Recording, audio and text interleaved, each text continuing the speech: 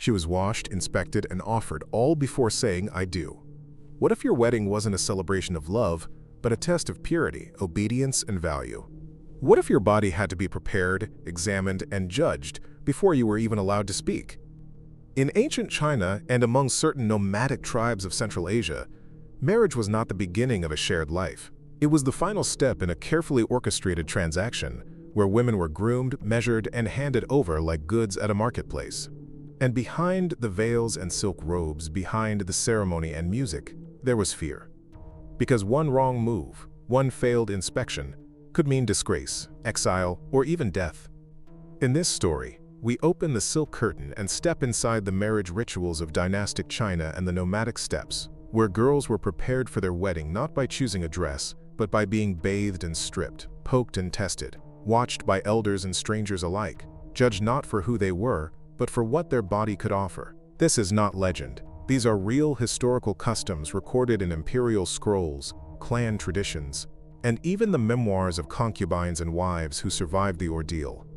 In dynastic China, particularly during the Tang and Song eras, marriage was less about romance and more about alliances, honor, and bloodlines. A girl's value was calculated by her family background, dowry size, and most critically, her physical condition. Before a wedding could proceed, the bride-to-be would be taken to a secluded room where elder women, sometimes midwives or temple matrons, would perform the ceremonial bath. It was not gentle, it was not private. The purpose was purification, spiritual and physical. Her hair would be washed with special herbs, her skin scrubbed until pink, not for her comfort, but to cleanse away the impurities of girlhood. And while her skin was being cleansed, her body was being observed. Her teeth, her nails, her hips, her thighs, her breasts, everything mattered. Because in the eyes of the elders, a woman's worth was in her ability to serve and bear sons. If she flinched or cried, that was weakness. If she protested, that was shameful. Her silence was her test. And the inspection didn't stop with a bath. Once dried and dressed in ceremonial undergarments, the girl was inspected again, this time for her virginity. In many households, this was done by examining her gait, the tightness of her muscles, or even asking probing questions. In wealthier families, old midwives were called to do a manual inspection with fingers or tools. The girl's mother or grandmother would often be present, not to protect her, but to ensure she didn't lie. Because if a girl was found to be not pure, the wedding was off. And worse, the story would spread. No man in the region would marry her after that. Among nomadic tribes such as the Mongols or certain Kyrgyz clans, the customs were different, but no less disturbing. The girl would often be taken to a river or sacred spring the night before her arranged marriage. There, elder women would strip her, wash her with freezing water, and sometimes cut a small lock of her hair, believing it would sever her connection to her family and turn her into a wife. But again, this wasn't done with kindness. The ritual bath was an ordeal meant to break her spirit and signal her obedience to her future husband's clan.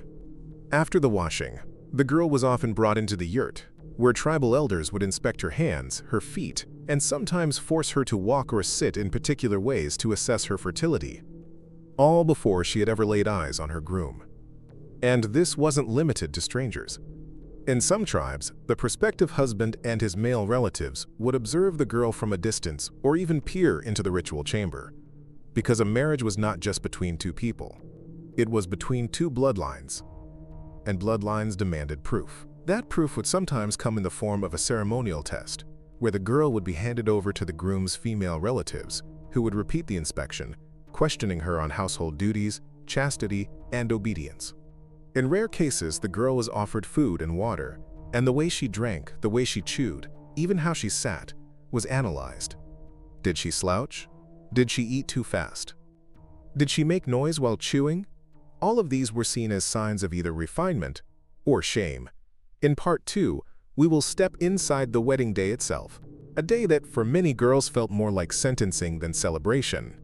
A day when she would be offered not with love, but as property, inspected once more, and then sealed into a fate she had no voice in. The day of the wedding was not hers.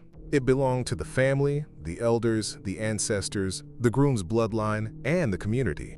While relatives sang songs and guests exchanged blessings, the bride sat alone. Dressed in layers of heavy silk, her face hidden behind a thick red veil, she was not allowed to smile or speak. Her voice no longer belonged to her. Her eyes remained downcast. She was no longer a girl, she was an offering. Early in the morning, before the ceremony began, she was brought once again into a chamber for inspection.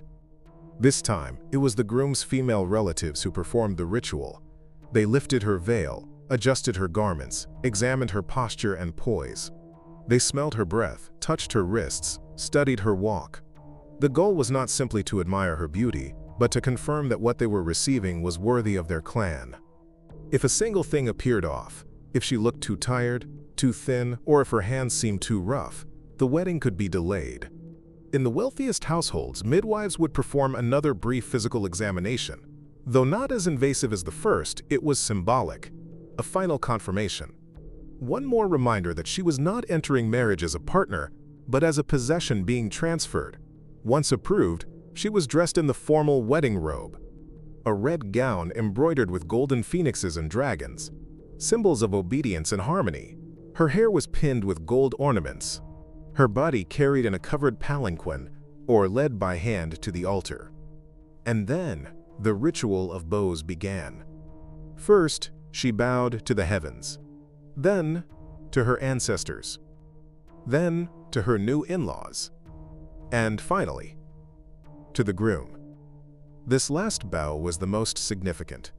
It was her silent agreement that she now belonged to him. In Mongol traditions, the setting was different, but the submission was the same. Instead of robes, the bride wore wool garments or layered leather, often gifted by her husband's family. She did not bow at an altar, she knelt by the fire. She was not sheltered by music and fanfare. She was surrounded by elders, horses, and the open sky. But whether in palace or yurt, the meaning was clear. From that moment forward, her body, her work, and her children would serve a man she did not choose. And then came the wedding night. The moment many brides feared the most.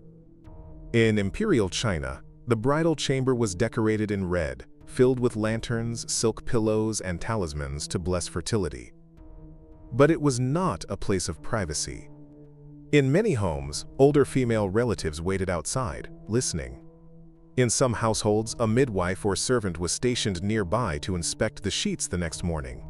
If there was blood, it was announced as proof of purity.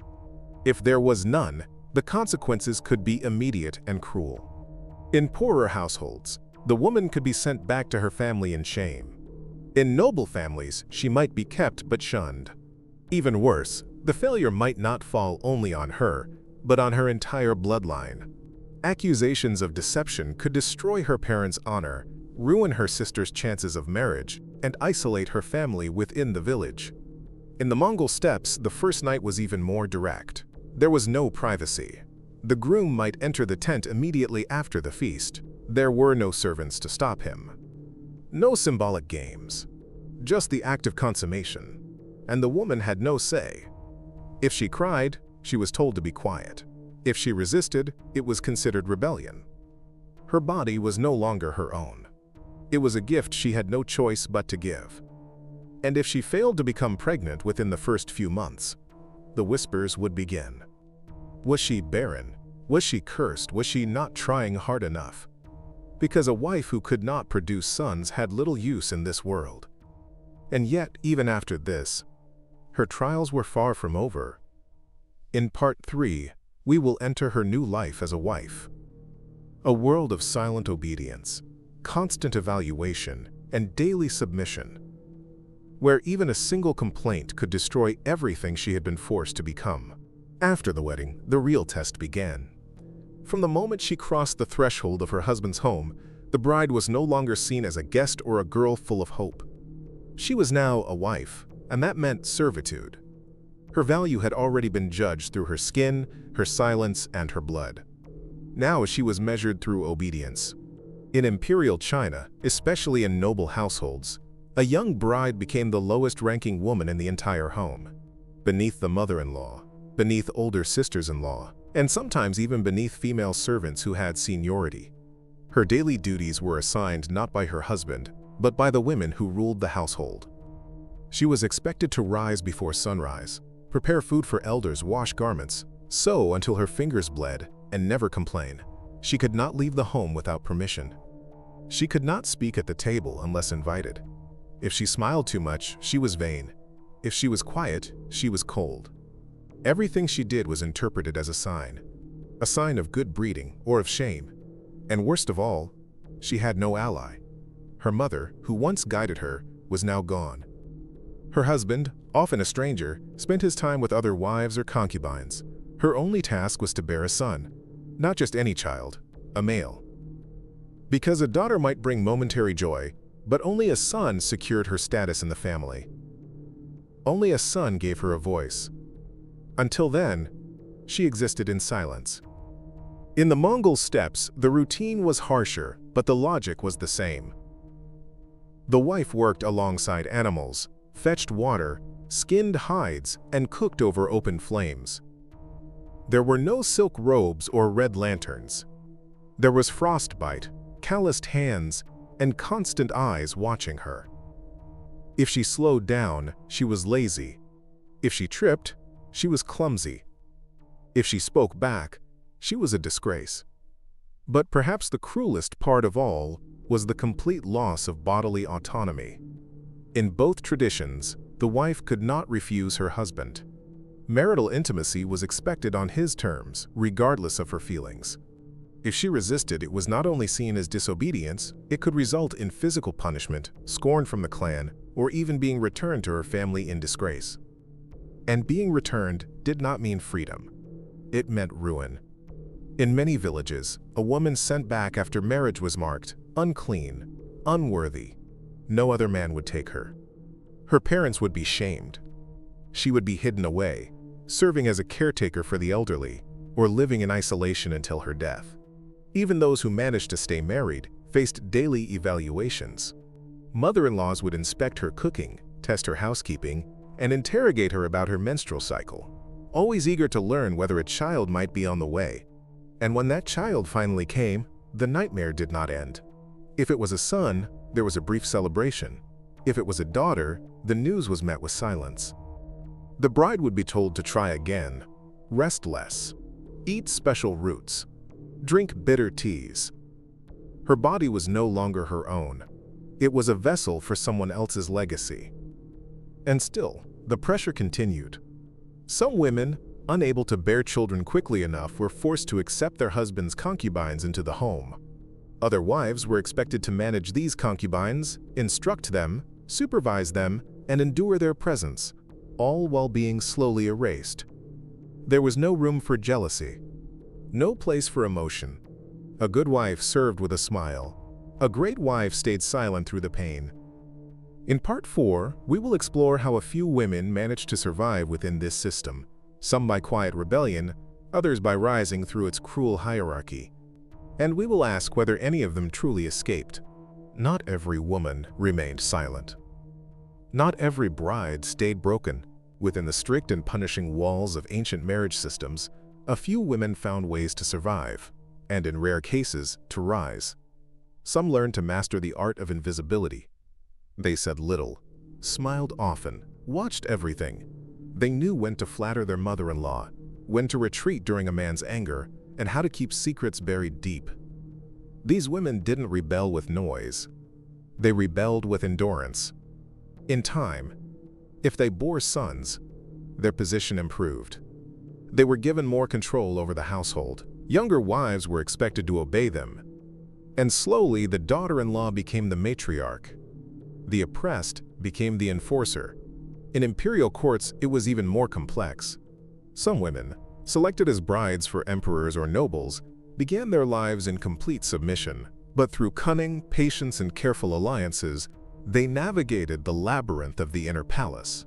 They wrote poetry, sent messages through servants, studied herbal medicine or rituals to gain favor. And in the rarest of cases, a wife or concubine became an empress. But even then, her power depended on sons, on her ability to protect herself from rivals, and on the constant threat of being replaced. Among nomadic tribes, rebellion looked different. Some women quietly ran away. Others made deals with neighboring clans, offering labor in exchange for protection. A few dressed as men to avoid marriage entirely.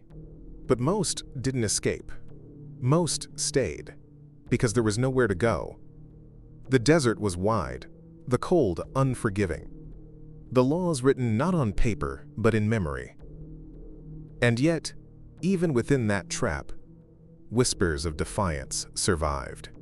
In stories told by grandmothers, in small rituals hidden inside larger ones, in the way a wife might feed her daughter before the others, in the way she would teach her to tie her belt tighter, walk straighter, and never speak her secrets aloud. And what about now? Has it changed? In many parts of the world, yes. Laws have shifted. Education has spread. Marriage is no longer treated as property transfer. But even today, echoes of these customs remain. In how some families still demand proof of virginity. In how some weddings still center around obedience. In how some brides are still told that silence is strength. These ancient systems may not be as visible, but they are not gone. They exist in expectations, in whispered advice, in shame passed from one generation to the next. But perhaps the most powerful change is happening in the minds of the daughters. Daughters who ask why. Daughters who refuse inspection. Daughters who say no, not as rebellion, but as healing. The old ways were not just tradition, they were control. And for centuries, the cost was paid by women who never got to choose. They were washed, inspected, and offered, long before they ever got to say, "I do." The question now is whether we still listen to those voices. Whether we still celebrate the rituals without remembering the pain beneath them. Whether we pass on wisdom or wounds. Because behind every red veil, there was once a girl. Afraid. Alone. And silently hoping someone would ask her if she wanted this life or not.